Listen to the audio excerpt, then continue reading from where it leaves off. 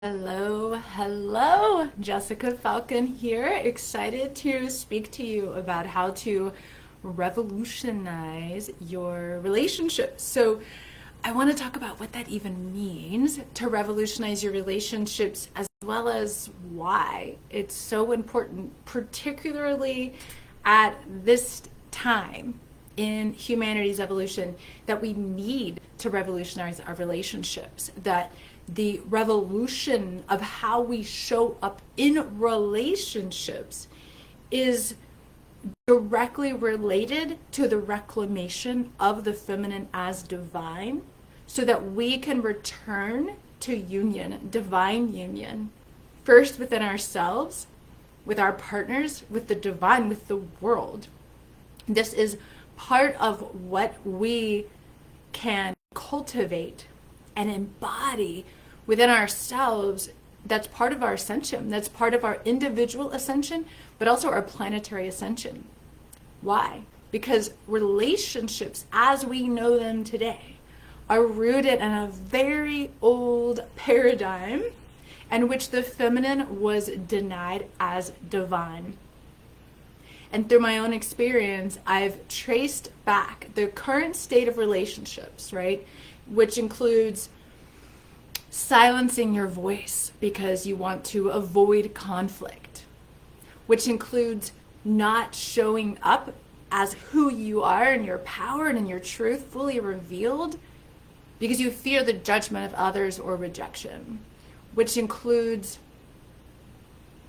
not having boundaries or not enforcing them, not honoring them, right? Like saying no, but then giving in anyway because you feel pressure, internal pressure, external pressure, putting the needs of everybody else above your own, minimizing your feelings, but then taking care of the feelings of everybody else, right? That's so common, of like, oh, my feelings don't matter, my voice doesn't matter, but then the feelings of everybody else becomes your top priority, and you feel really responsible to take care of everyone else and make them happy, but then you don't take care of yourself. That's all part of and traces back to this cultural conditioning and inherited belief system, traced all the way back to the story of Adam and Eve and beyond, because it wasn't written as soon as these beliefs were put into place. And when we recognize that these are just beliefs that continue to operate through us, particularly as women, but also in men, in relationship, they're just different beliefs, right? Just side note, they're different beliefs. So the beliefs that women have to confront and heal and transmute and align to their soul's truth are different than the beliefs that men have to confront and transmute and align. They're different because we've been acculturated to believe very differently, to feel very differently about ourselves. So we have to do this within ourselves, because this isn't about what you think intellectually. This is about how you feel when you show up in a relationship.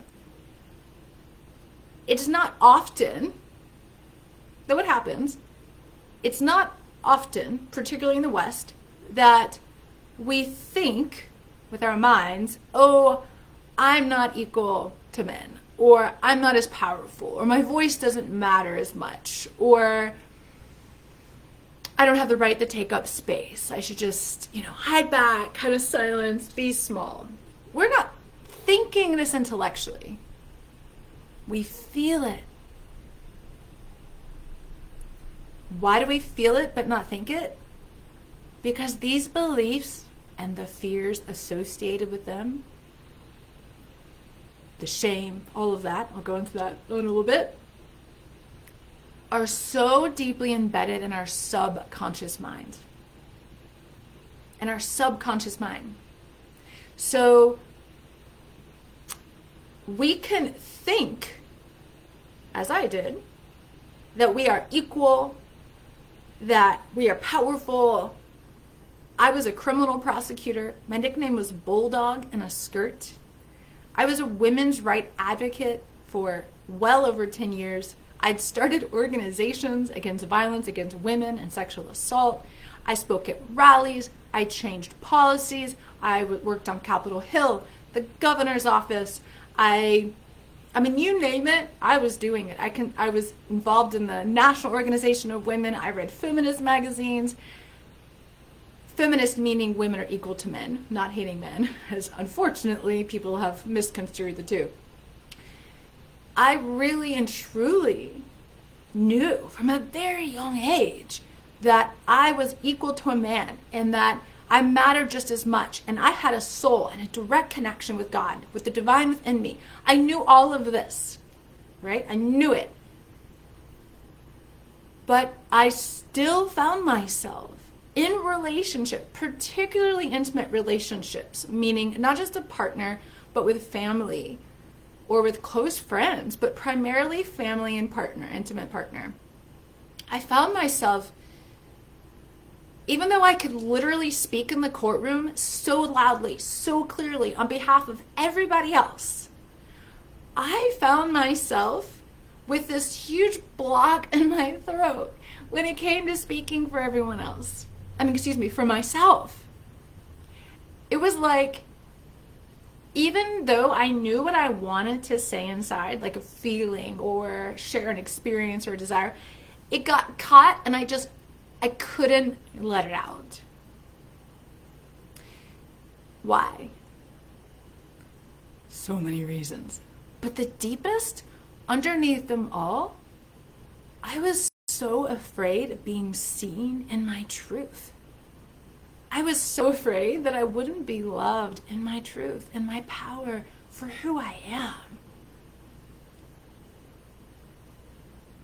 And the reality, the really, really sad reality, is I know I'm not alone feeling that. Why? Because for thousands of years, women were not loved for who they are. We call it love, but we have equated love with possession and ownership and control and self-sacrifice and self-denial. Women weren't loved for who they were. Women were literal possessions until the 1800s, late 1800s. In the West, they still are in other countries to this day. And women were, quote, loved. It's not actual love, false form of love. Quote, loved for what they could do for others, how they served others, how they made them feel. Which is why a man could easily cheat on his wife if she wasn't giving him sex. It was in the law. It was written in the law that he could do that. It was why he could leave her if she was barren. All of these laws literally written based on the beliefs in the story of Adam and Eve to basically tell a woman, you're not allowed to have a self. You're not allowed to choose for yourself. You're not allowed to trust yourself. Marriage wasn't so women could receive. Marriage was so that men could possess, literally, and control and dominate women. We can't pretend that's not the case, because all that does is create denial of the reality of the beliefs passed down generation to generation, womb to womb, that we are here, if you're listening to this, to clear, to alchemize, to transmute within yourself so that you come back into alignment with the divine that you are, embody your divinity, remember your truth, and create the safety within you so that you feel safe being seen, being revealed in your power, in your truth, in your magic as who you are, and decide that you are worthy of receiving love for who you are. Because as women, we generally find it pretty difficult to receive love. It's really easy to give, right? And that's based on these beliefs that women weren't allowed to have a self, that it wasn't allowed to be about them. And this happens anytime you feel guilty for not giving another person what they want, anytime you feel shame when you're not who they want you to be, anytime that you put their desires over yours or don't ask for what you want, right? The list goes on because it's that deeply embedded. And one of the things that I did when I started to recognize these deeply held beliefs within myself is research religious history, ancient civilizations, mythology, to get not only to the root of where these beliefs originated, but also, A, are they written in stone, right? Are they just the beliefs? Is this how it always was? Which is what we're told. Certainly what I was taught growing up. Is this how it always is? Or is there another way? And if it wasn't always this way, then what was it like before this story was written down? So, for example, historical records show that the story of Adam and Eve took about 700 years to write, believe it or not. Seems like a crazy long time, but that's what the records show. It was finally codified into the Hebrew Bible or the Old Testament in 586 BC. But its writing started at least around 1200, right? That's almost 700 years. And we know that there are at least 4 groups of authors, not to mention editors and redactors. So what this shows is that these are very specific beliefs, and the history around its construction lets us see that there were political motivations that formed the writing of this story. Now, it was written at a time when women were already worshipped as holy and revered. When I discovered that women already worked in the temples, that women already earned money and owned property, that the most worshipped, revered deity in all of ancient Sumer was a woman, Inanna, that women were allowed to have choice in their relationships, that, well, marriage wasn't an institution at this time, but choice. They were able to choose who to be with, when not to be with, that the writings of Inanna, which date back to at least 2500 BC, if not before that, that's a pretty conservative estimate, literally show her declaring her sexual desire out loud. And that is written in stone, by the way, in cuneiform text, the Sumerian text, that she was allowed to be sexual, she was allowed to be free. And not only that, but she first made love with her lover, Dumuzi, under an apple tree. And that women were sovereign and were free 5,000 years ago. And the myth of the most revered deity was then used to damn women, was then used and rewritten with the exact same symbols. The fruit trees, the grove, the serpent, all of that, the exact same symbols to tell women you're not allowed to be free. Isn't that just mind-boggling? Now, we could talk about all the whys this happened. That would take way longer than the 20 minutes I've got today. My point being that, thank you, Kim. The point being that we as women get to remember it wasn't always this way, and even if it was, it doesn't have to be this way anymore. We don't have to wait for other people to give us permission to change relationships and how we show up in them. Because if you want to change your relationships, it starts by you showing up differently. It starts by us as women remembering our divinity, reclaiming our sovereignty, coming back into deep inner union with ourselves.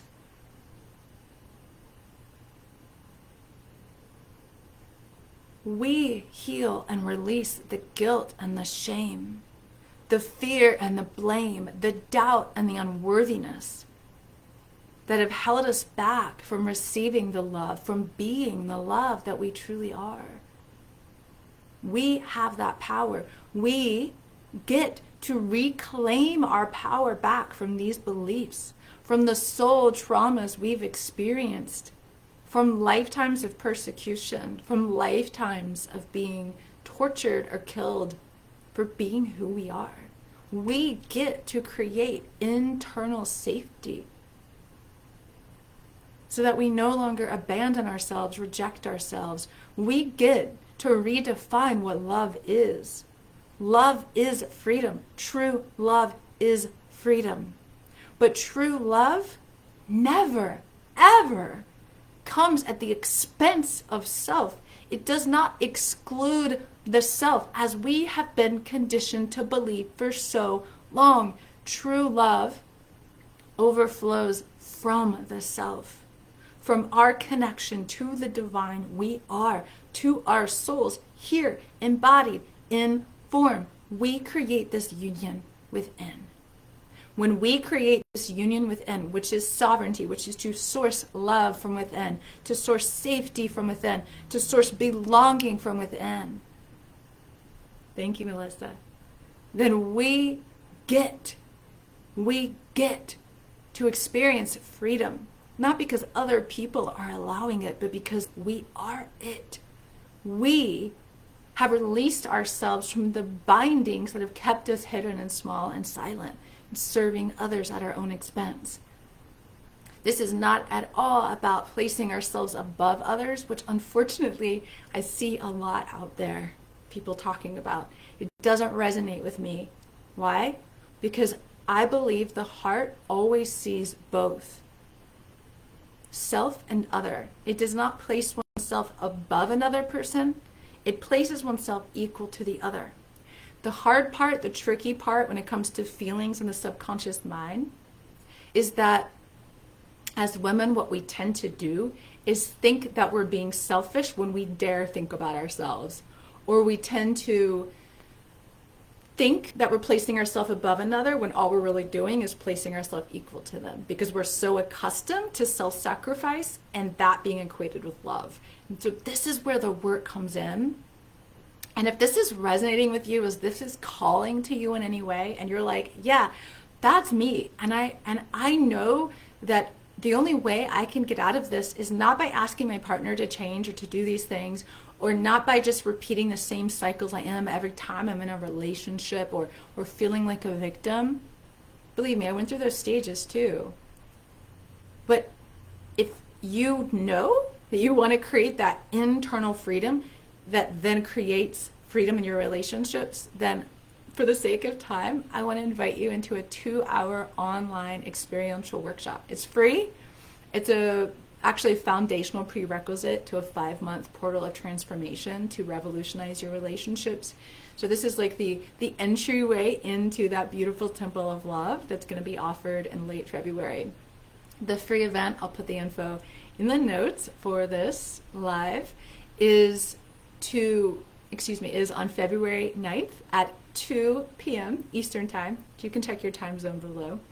It's international, so it's online, and it's really to have a lot more depth, because I can only do so much in 20 minutes. I have so much more I want to share. I'm like jumping off my seat. I'm so excited about all of this, that it's really about sharing more of this historical context, but also really helping you see where and how this shows up for you in your life, in your body, in your subconscious mind. Because again, we can think this all day long. Yeah, I know I'm equal. Yeah, I know I should speak my truth. Yeah, that all sounds great. I agree. But when it comes to you actually having that conversation, how does it feel? What if it felt easy? Wouldn't that just be so blissful, right? To not have to justify yourself or validate yourself or seek approval or permission or agreement so that you feel good. What if it didn't matter how anybody else around you was responding, that you just felt so in union with yourself? That's it. Like, you are overflowing love, regardless of their limited capacity to love, because they haven't reclaim their own sovereignty yet. Because here's the other truth. We cannot love another person freely if we don't fully connect to and access the love that we are. We cannot love another person freely if we're not sovereign. Because what that means is that we are unconsciously projecting needs and lack and expectations on the other and demands. And we can't fully see who they are either.